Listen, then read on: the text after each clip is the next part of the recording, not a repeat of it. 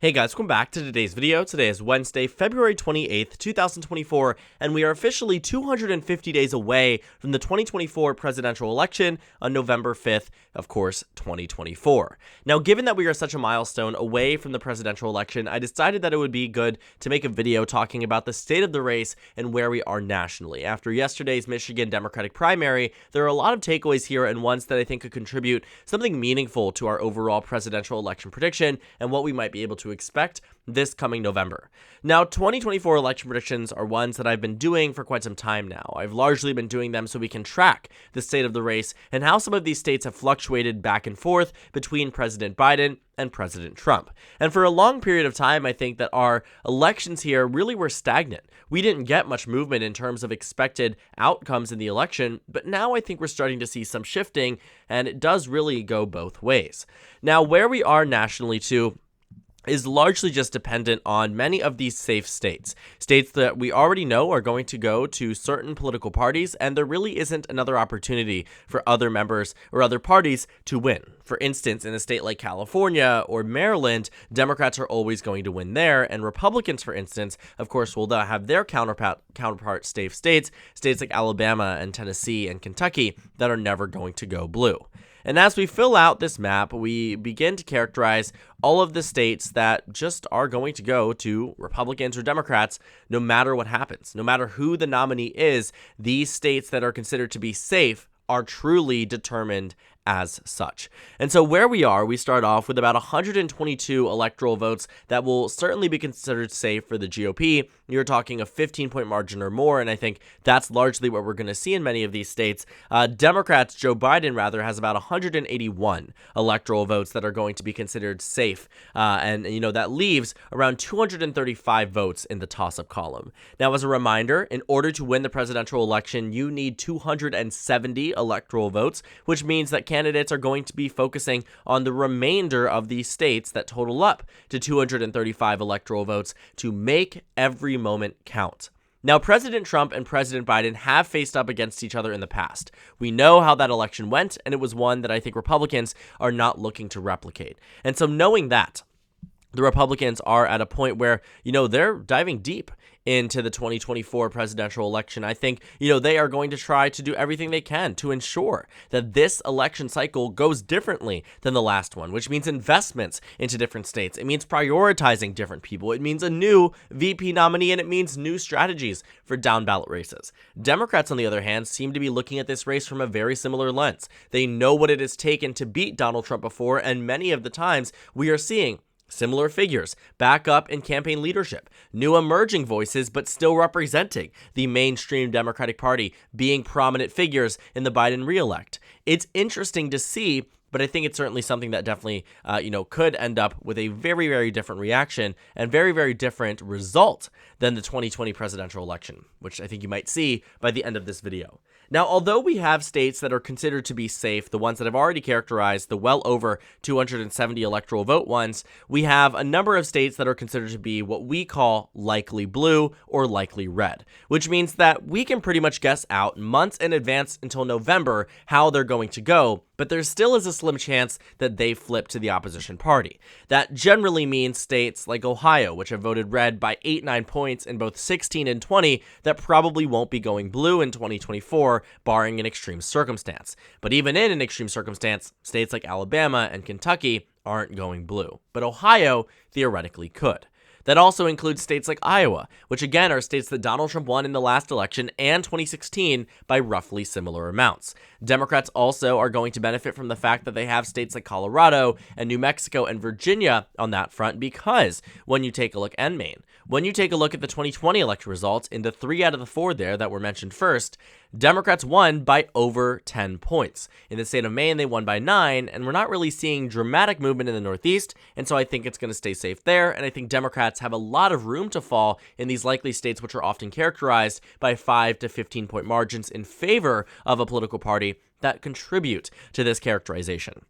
Now, states, of course, like Alaska are going to be likely red. I think we really aren't going to see Republicans doing that poorly there, but it is going to be a little bit narrower than where it was in 2020 and even 2016. Some of these states really have shifted away from President Biden, President Trump, and it's hard to see how they do come back in this election cycle, but that doesn't mean write them off for future ones. So, taking a look at where we are, we've pretty much characterized all of the likely states for the Democratic Party. Minnesota also being grouped in. You're not really seeing much movement in that state compared to the last election cycle. I will say, though, the reasoning that I'm moving it over to the likely blue column is that what I have seen following these special elections and further analysis amongst recent election cycles like 23, like 22, like 21, is that it is only in extreme cases do Republicans actually do tremendously better than they were supposed to do, or even in some cases, just on the base level, do tremendously well. I think the reason for that is because we have seen Republicans campaign and message correctly in some states like Virginia, but fail to do it everywhere else.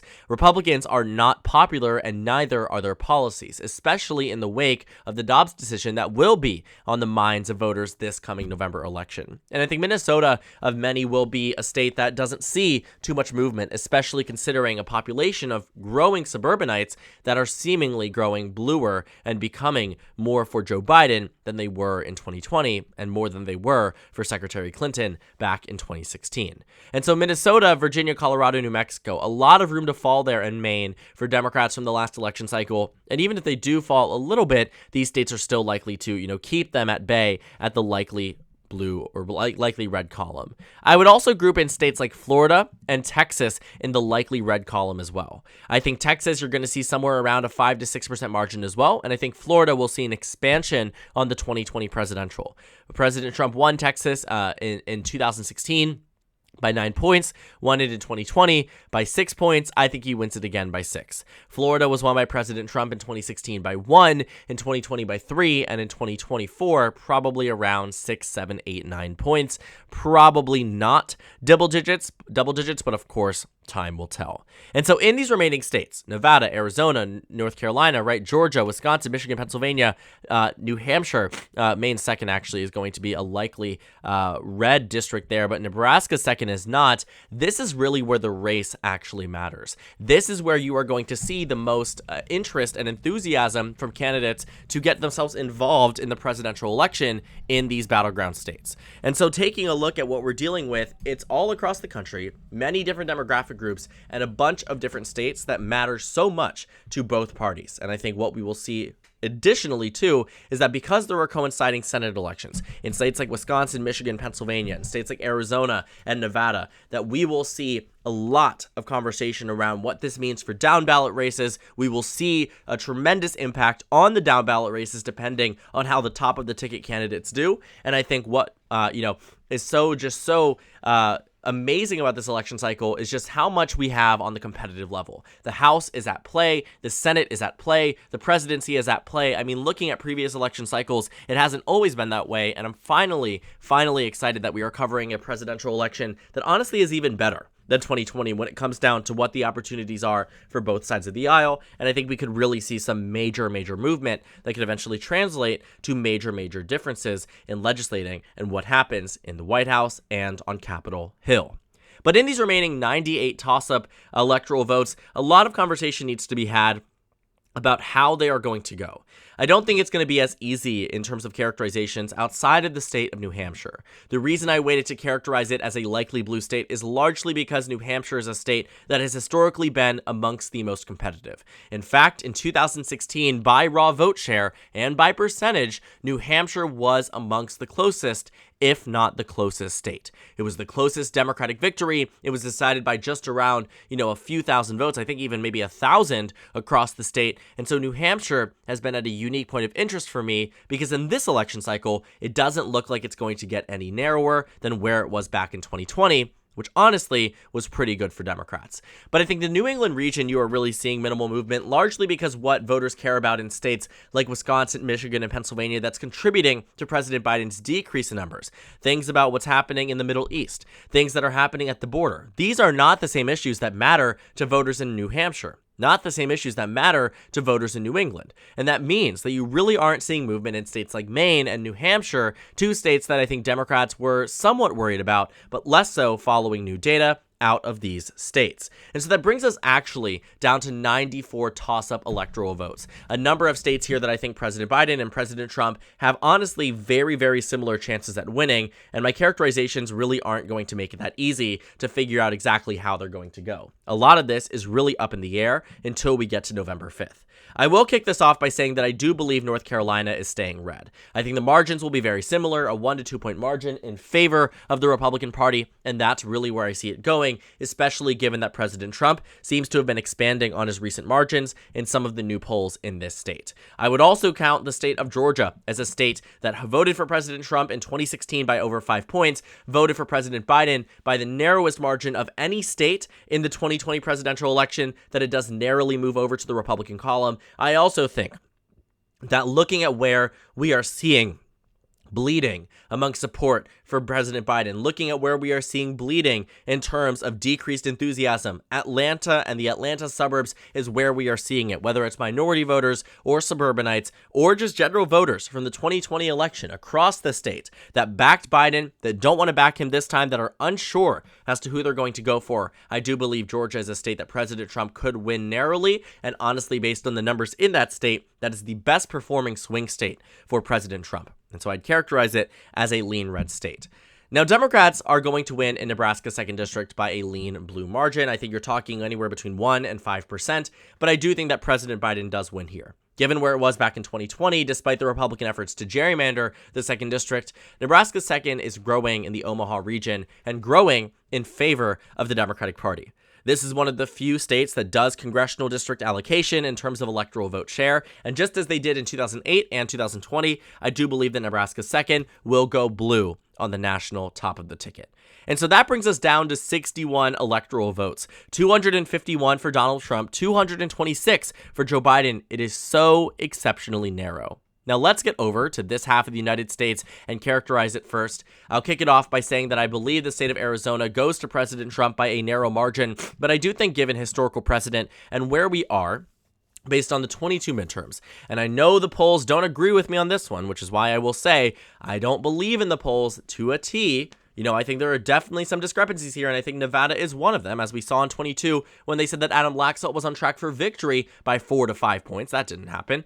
Joe Biden, I think, wins the state of Nevada. It is a state that just so much likes to lean into this idea that it is going to go red or is a swing state, and Republicans might be able to win the governorship here, but they haven't won a nationalized race in Nevada in nearly a decade. And I think that is the fundamental problem that Donald Trump has to face versus Arizona, which only voted for Biden by 0.2 in the last election, and given the bleeding that we have seen amongst Latino voters, which was largely counteracted in 2020 in Nevada, I think we will see just enough move the state of Arizona in favor of the GOP. I also will say that Arizona is not this solid blue state that it is made out to be. Democrats have gotten lucky every single time, and I think they very well could with President Trump. But as of right now, Arizona is a red state.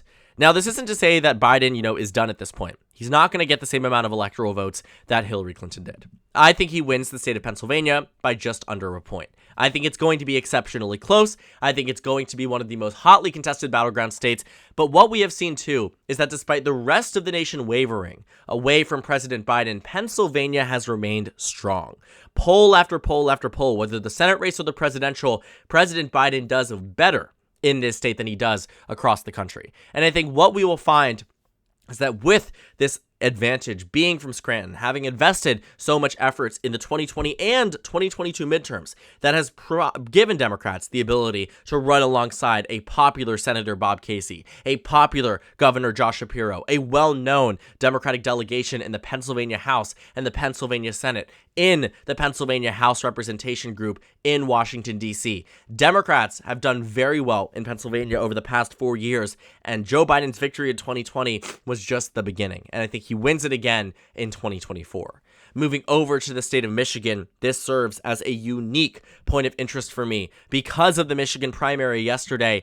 I don't know if I can say that President Biden loses this state the way that I thought he was going to in weeks past. This might be an unpopular take, so I want you to hear me out on this front. What I think we saw in the Michigan Democratic primary is that despite having less than a month to organize around an uncommitted campaign, getting just 13.2% of the vote is not this massive display of, unconfidence in President Biden that it was made out to be as. I think what we needed to see here was that the uncommitted mark at least needed to cross the 15% threshold. I think it needed to at least cross 15%, and ideally for their sake and for the sake of changing Democratic policy, changing Biden's policy, 15 to 20%, if not more. But getting 13% statewide, again, the Biden campaign really doesn't invest in these primary elections, garnering 81% of the vote, even more than Democrats did in the state of New Hampshire. I think you are going to find that Michigan, fundamentally, while the outrage absolutely exists, especially when you look at Dearborn, especially when you're taking a look at Detroit, I think it exists currently. But I do believe, and what we have seen historically speaking, is that President Biden and the Democratic Party largely wins back groups that are discontent with the top of their leadership. I also will say, too, that taking a look at the 2022 midterm elections, you did see massive shifts away from the Democratic Party amongst the same region of the state that political pundits are looking at and saying, this is the warning sign for President Biden. Is it a warning sign? The answer is yes.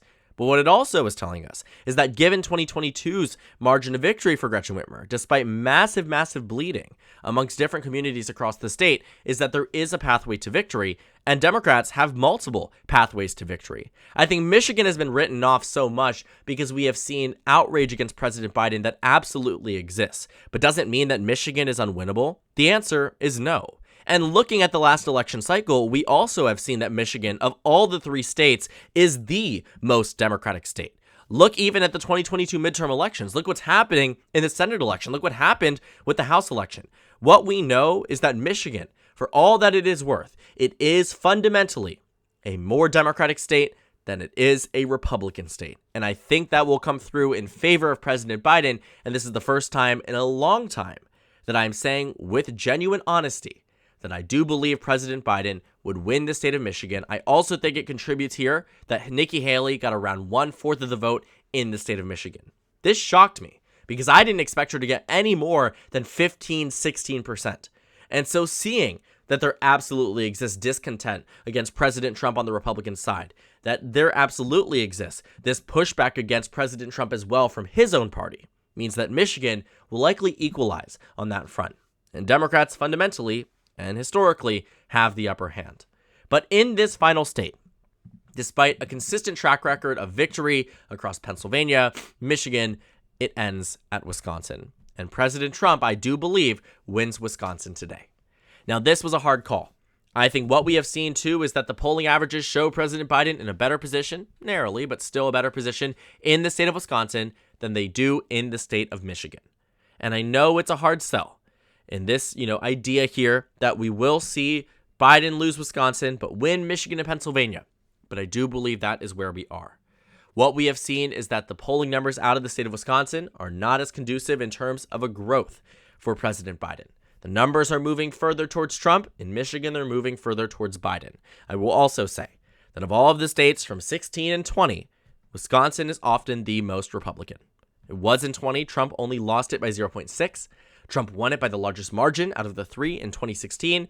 And also, the 2022 midterm elections, Wisconsin was the weakest Democratic showing in both the Senate and the governor elections, but still Democrats did come out ahead in the governor's race, which largely contributes to my reasoning why Wisconsin is tilt red and not lean or likely. But at the end of the map here, I do believe 250 days out that President Donald Trump wins re-election with 272 electoral votes to Joe Biden's 266. This wouldn't be the closest election in United States history, but it would be pretty close to being there.